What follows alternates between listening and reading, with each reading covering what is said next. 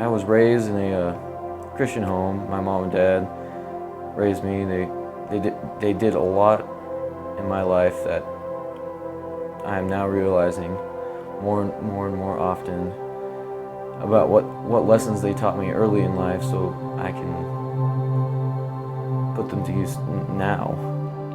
In my life before Jesus, I was a selfish little brat who did whatever I wanted, pretty much.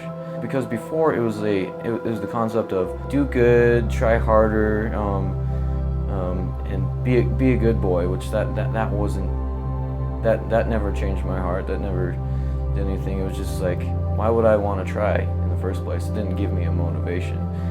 Well, when I was about 14, something really cool happened, and we met these people named Robert and Tammy. They were like missionaries that would go around the world and speak the gospel plainly, and they were like totally on fire for Jesus. They came over, and just like the whole energy that they had for speaking for Christ was like, it was crazy. Every last thing they said was Jesus, I swear. Every sentence. He came up to me and talked to me a lot about Jesus' grace and what he had done in his life, how he had changed him around and stuff like that. Robert came to me and he's just like, okay, I think God gave me a vision.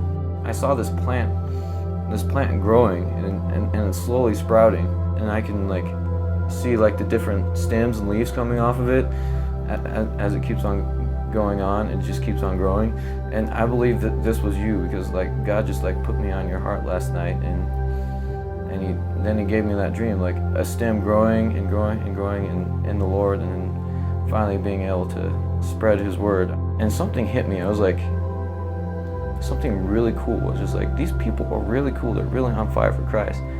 Why could I never be that way? I mean, like, so I asked God. I was like, God, I want to be like them. I want to be on fire for you and speak your name and proclaim it boldly like they're doing all over the place. Right then and there, like when I prayed that, an hour later, he just hit me and said, you know what, Josh, I'm going to use you to be a speaker for my word. You know so much already about me, except the one most important thing. And then he said to me, wake up and accept me for who I am and what I did for you. And so he totally opened my eyes, and he said, this is grace. It's not something that you will ever earn, but this is something that I've fulfilled for you.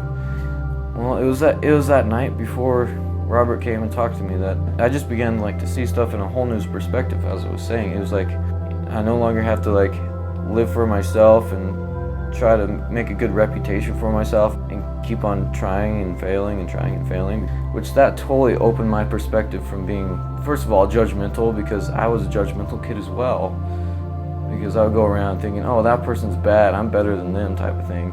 Well, in all circumstances, God opened my perspective and said, we're all in the same playing field.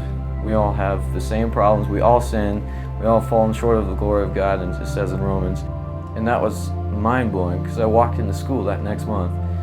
I had this love for people that I had never had before. I walked into school and I could just talk to people. I wasn't like shunning them for who they were, but loving them for who they were, and speaking Jesus more boldly than ever. I had so many opportunities that freshman year in high school that I had never had in my whole entire life. From there, God's been growing me insanely. Like, he's taught me more and more and more and more about grace, and I always seem to flip over to the other side about, okay, I need to do more, try harder, God expects this of me. Jesus is awesome. He totally changed my life around, and it would be amazing to see what he would do in all kinds of people's lives around us. You could set off a new revival, and people could be impacted, empowered in the spirit, and it would just be an awesome picture. So about 4 or 5 months ago, we were getting ready to have youth group. We were really excited, but we found out that we were missing a drummer. Kind of out of nowhere, actually. About 15 minutes before we actually start youth group, Josh walks in. We asked him if he'd be willing to drum for us, and he jumped on that opportunity. He practiced for probably 10 or 15 minutes with the band before they went on, and he killed it. He did an awesome job on the drums, and afterwards we were talking with him and found out that he could play all sorts of different instruments. Actually, Josh is like a music prodigy. You say, hey Josh, will you want to play the drums? And he learns them in like a week. Hey Josh, will you play bass? Sure, he learns the bass in a week. It's like, what the heck? Josh is Mr. Music Prodigy. So he's been a true blessing to the band, to the worship here at Cornerstone, and he's been able to minister to each one of the kids beyond his musical abilities. He's been able to encourage them and pray with the different kids. He's been able to encourage the leaders as well in the ministry here. So he's, you know what, Josh is a counselor type. He really cares about people, and they always call him up and text him for advice. He's kind of like the go-to. It's awesome to be in the band because I get to use the gifts that God has given me to worship Him, to like give back just a minute scale of what He's given to me. There's awesome opportunities in being in the band because not only do I get to go up there and share my testimony, but I get to lead other people in worship. It's the coolest experience ever to see all these people that are being led in worship and seeing how God is impacting them in a certain way and how they're worshiping and raising their hands, and the Holy Spirit's empowering the whole thing. You can feel it when you're in there worshiping. You can feel the Holy Spirit's power, and it's a really cool thing to be a part of that type of ministry.